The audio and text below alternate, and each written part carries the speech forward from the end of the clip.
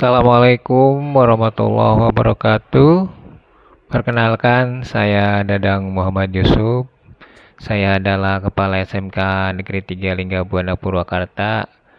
Saat ini ingin membahas tentang IPAS dengan tema proses tahapan siklus air.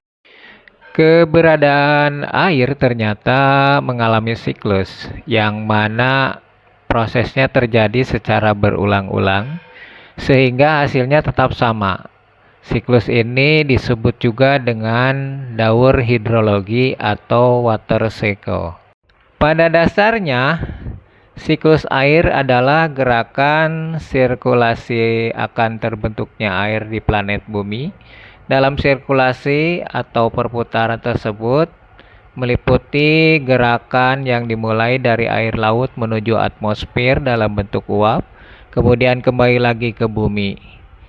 Keberadaan siklus air ini pertama kali digambarkan oleh Bernard Manesi pada tahun 1580. Kala itu beliau mengatakan bahwa air yang menguap dari lautan membentuk awan, kemudian awan bergerak ke daratan, lalu turunlah hujan. Hujan tersebut nantinya akan mengalir lagi dan kembali menguap. Siklus air yang ada di bumi ini memiliki beberapa tahapan yang mana setiap tahapannya tidak boleh terlewatkan. Jika hal tersebut terjadi, maka air tidak dapat membentuk dan kembali lagi ke bumi. Proses siklus air di bumi. Yang pertama adalah penguapan atau evaporasi. Dalam proses penguapan ini, terjadilah perubahan air dari bentuk yang awalnya cair menjadi bentuk gas. Ketika matahari memancarkan panasnya menuju bumi, keberadaan air yang ada di sungai, danau, maupun lautan pasti akan menguap menjadi bentuk gas. Molekul-molekul gas tersebut akan menguap sehingga naik menuju atmosfer melalui udara. Proses siklus air di bumi yang kedua adalah kondensasi. Kondensasi adalah suatu proses yang mengubah air dari bentuk gas menjadi bentuk cair. Ketika uap air naik menuju atmosfer, uap air tersebut menjadi lebih dingin dan mengalami perubahan bentuk kembali, yakni menjadi tetesan air kecil. Hal tersebut terjadi ketika uap air telah membentuk awan. Proses siklus air di bumi yang ketiga yaitu air hujan. Ketika uap air telah membentuk awan, apabila terkena angin, pasti awan tersebut akan terseret mengikuti arus angin. Jika terdapat begitu banyak air yang mengembun, sehingga udara tidak dapat mendukung beratnya, maka air yang ada di awan tersebut akan jatuh ke bumi dalam bentuk hujan. Namun, tidak semua air di awan tersebut akan jatuh dalam bentuk hujan, sebab bergantung pada suhu udara di wilayah yang bersangkutan. Dapat berupa bentuk cair atau hujan, tetapi dapat juga berupa bentuk padat, misalnya salju, hujan salju, atau hujan es.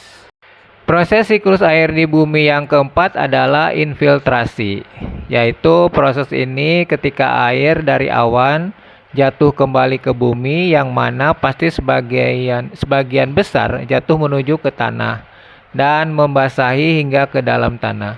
Air-air tersebut kemudian berkumpul di bawah tanah, terutama di lapisan batuan, pasir, atau kerikil yang dapat dinamakan sebagai aquifer alias air tanah. Tanah tersebut nantinya akan merembes hingga ke dalam bawah sungai, sehingga akan memberikan aliran air bahkan setelah hujan berhenti.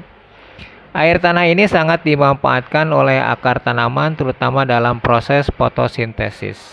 Proses siklus air di bumi yang kelima adalah limpasan. Limpasan adalah proses di mana air tidak meresap ke dalam tanah, melainkan mengalir di tanah. Air limpasan ini nantinya akan mengumpul di sungai dan kemudian mengalir menuju ke sungai dan yang lebih besar. Proses siklus air di bumi yang keenam adalah transpirasi.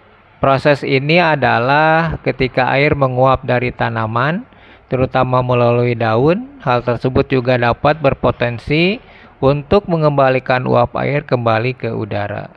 Proses siklus air di bumi yang ketujuh adalah perkolasi, yaitu proses di mana air atau air hujan atau genangan masuk dan menembus lapisan tanah secara gravitasi ke lapisan di bawahnya.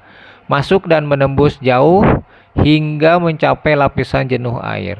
Singkatnya, proses siklus air ini berupa yang pertama adalah air laut atau air yang ada di darat akan menguap, kemudian naik menuju ke langit dan berkumpul di udara sehingga membentuk gumpalan air. Yang kedua adalah awan-awan yang berkumpul di langit tersebut kemudian mencair sehingga akan menimbulkan titik-titik hujan yang turun ke permukaan bumi. Yang ketiga adalah dari titik hujan tersebut sebagian ada yang langsung mengalir melalui sungai menuju laut dan sebagian lagi akan terserap menuju ke dalam perut bumi, tetapi ada juga yang mengumpul menjadi es. Yang keempat adalah cadangan air yang ada di permukaan bumi tersebut nantinya akan menguap kembali menjadi bentuk awan dan melakukan proses perputaran yang sama secara terus-menerus dan berulang-ulang. Demikian penjelasan tentang proses siklus air di bumi. Sampai jumpa di pembahasan selanjutnya. Salam inovasi, salam implementasi. Wassalamualaikum warahmatullahi wabarakatuh.